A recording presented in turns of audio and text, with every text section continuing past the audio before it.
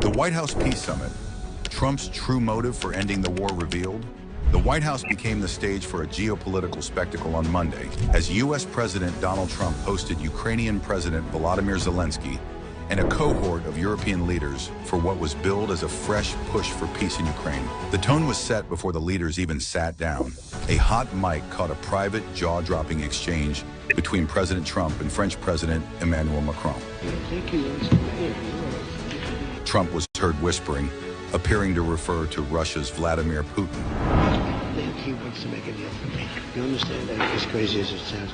The comment immediately sent shockwaves, suggesting a personal, even ego-driven dimension to the high-stakes negotiations and raising questions about Trump's true intentions. Just months after a famously acrimonious visit where he was scolded for a perceived lack of gratitude in his military attire, Zelensky returned a changed man.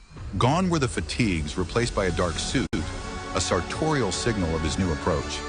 This time, he came bearing gifts, a letter from his wife, Volodymyr Zelensky, to U.S. First Lady Melania Trump. My wife, she, First Lady of Ukraine, she gave the letter.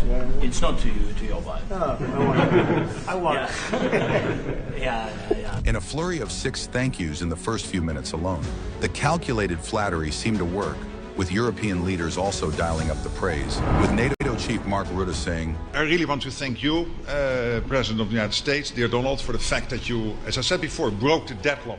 And Italian PM Giorgia Meloni crediting Trump with a shift in Russia's stance. Despite the warm words, a major point of contention quickly emerged: the need for a ceasefire. Trump seemed to dismiss it as a prerequisite for negotiations, stating, And so, I don't know that it's necessary. You can do it through the war. But the European leaders, who feel the immediate threat of Russian aggression, were quick to push back.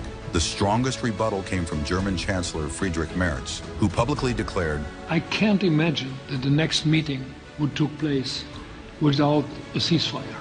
This direct contradiction from a key European partner highlighted the deep divide over the path to peace and showed that the transatlantic alliance is not a monolith.